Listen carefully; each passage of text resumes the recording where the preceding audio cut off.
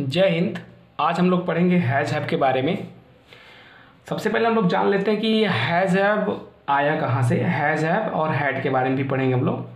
ये has have had, ये has have had आया कहाँ से, ये बना कहाँ से। तो सबसे पहले हम लोग चलते हैं पार्ट ऑफ स्पीच में। किसमें? Part of speech. आप पार्ट ऑफ स्पीच के बारे में जानते होंगे।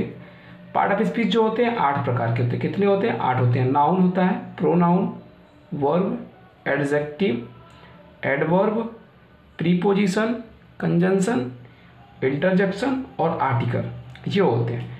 तो बात हम सिर्फ करते हैं नाउन, प्रोनाउन, वर्ब की। किसकी बात करेंगे? वर्ब की। जब वर्ब को आप डिफाइन करते हो ना, तो वर्ब के 2 पार्ट्स होते हैं। कितने पार्ट्स होते हैं? 2 पार्ट्स। एक होता है मेन, एक होता है एक्सिलरी। क्या होता है? एक्सिलरी। एक्सिलरी को जब डिसाइड करते हो, आप डिवाइड करते हो, एक्सिलरी के बारे में पढ़ते हो, तो आप 3 प्रकार के पाते हो। एक प्राइमरी पाते हो, दूसरा पाते हो आप मॉडल, और तीसरा पाते हो सेमी मॉडल। ठीक है। लेकिन जब प्राइमरी को हम लोग जो है पढ़ते हैं, तो प्राइमरी में 3 चीज़ें हम लोग पाते हैं। वर्ब टू बी, क्या पाते हैं? Verb to be, verb to do, और पाते हैं वर्ब टू हैव के बारे में। तो हमको सिर्फ इन्हीं के बारे में, जब इसको हम लोग डिवाइड करते हैं, वर्ब टू हैव को जब हम लोग पढ़ते हैं, तो इसमें हम लोग पढ़ते हैं 4 लोगों को।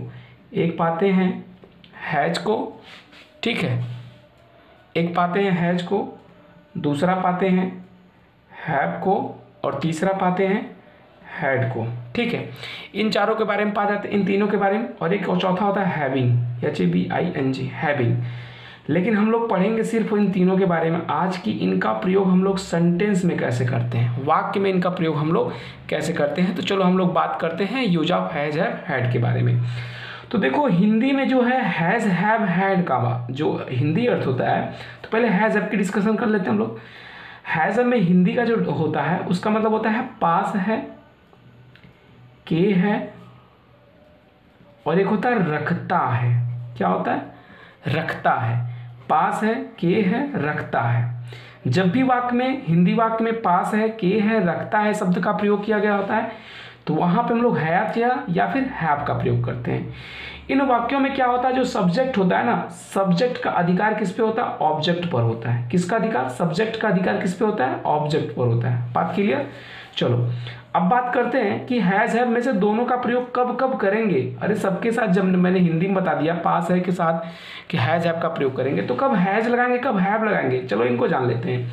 तो जो हैज का प्रयोग हम लोग करते हैं, ये सिंगुलर के साथ करते हैं। किसके साथ? सिंगुलर के साथ। ही, शी और इट, और कोई भी सिंगुलर नाउन है। क्या? सिंगुलर नाउन क्या होना चाहिए?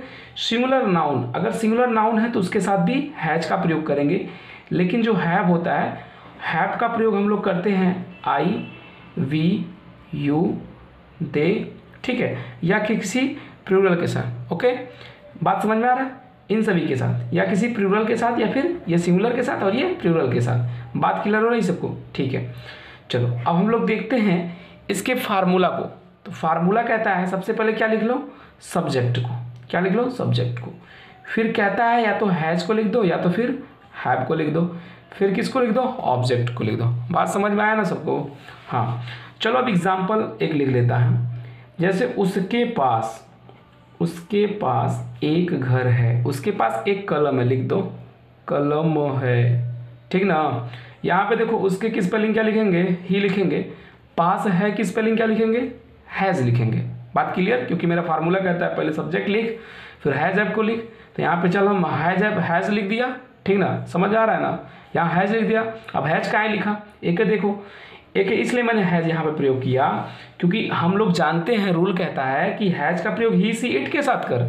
तो यहाँ उसके की स्पेलिंग, कई लोग कन्फ्यूजन है, सर ये उसके की स्पेलिंग हिम होता है। अरे बे यार, हिम होता है, लेकिन ये सब्जेक्ट के स्थान पर लिख रहा है। तो हिम का जो सब्जेक्टिव केस होता है वो क्या होता है? ही होता है। तो ही के साथ क्या लगा? हैज़ लग गया। सिंपली फार्मूला के अकॉर्डिंग सब्जेक्ट लिख दिया, हैज़ में से किसी एक को लिख दिया, हैज़ को लिख दिया। और एक कलम की स्पेलिंग क्या लिखेंगे? ए पेन। बात क्लियर? एक सेंटेंस और दिखा दें। मेरे पास एक किताब है। बात क्लियर? मेरे पास एक किताब, मेरे की स्पेलिंग क्या लिखेंगे? आई। ठीक ना? आई हो गया। अब कह रहा कि या तो हैज को लिखो या तो हैव को लिखो, तो आई के अकॉर्डिंग क्या लगता है बाबू, आई के अकॉर्डिंग हैव लगता है, तो हैव लिख दो, आई हैव। अब एक बुक है तो ए बुक। बात समझ में आया कि नहीं? इसमें क्या होता है, सब्जेक्ट का अधिकार किस पे होता है, बुक पे होता है, यानी कि मेरा अधिकार किस पे है, किताब पे है, किसी और का नहीं ना अधिकार है। अरे मेरा किताब है तो मेरा अधिकार है, बात खत्म। यानी कि सब्जेक्ट का अधिकार किस पे होता है, बुक पे होता है। बात क्लियर सबको? अब चलो बात कर लेते हैं हैड की। किसकी बात करेंगे, हैड का।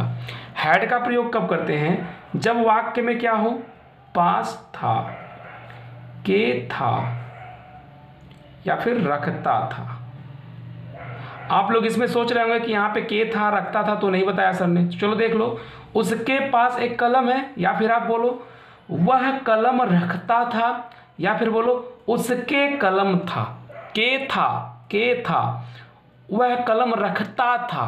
बात क्लियर हो रही ना? इसी प्रकार यहाँ पे जब पास था, के था, रखता था शब्द आएगा तो हैड का प्रयोग करेंगे। और सबसे खुशी की बात यह है, सभी के साथ, सभी के साथ, किसके साथ, सभी के साथ हैड का प्रयोग, ठीक ना। चाहे वो एक वचन का हो, चाहे वो एक वचन हो, चाहे बहुवचन हो, कुछ छू रहे, सबके साथ क्या लगेगा, हैड लगेगा वाक्य में। जैसे उसके पास एक कलम था, ठीक, या फिर वह एक कलम रखता था। अब इन दोनों का ट्रांसलेट बनेगा ही। पहले क्या लिखेंगे, ही। अब जिस तरह इसका फार्मूला हैज है, यहाँ पे आप हैड कर दीजिएगा। क्या कर देंगे, हैड का प्रयोग। जैसे यहाँ पे सब्जेक्ट के साथ हैज हैव का प्रयोग करते थे ना, हैज हैव, तो इसी तरह यहाँ पे क्या कर देंगे, हैड। इसका फार्मूला सीधे सीधे जान लो। यहाँ पे क्या हो जाएगा, पहले सब्जेक्ट को लिख दो, फिर हैड को लिख दो, फिर क्या लिख दो, ऑब्जेक्ट को लिख दो। बात क्लियर, ठीक है। तो हम लोग चलते हैं, पहले ही को लिख दिया, उसके की स्पेलिंग ही लिख दिया। अब यहाँ पे क्या लिखेंगे, हैड ए पेन। बात क्लियर। अब एक सेंटेंस और लिख दें, देख लो। मेरे पास एक कार थी, मेरे पास एक कार थी, तो आई हैड ए कार। बात समझ में आ गई कि नहीं?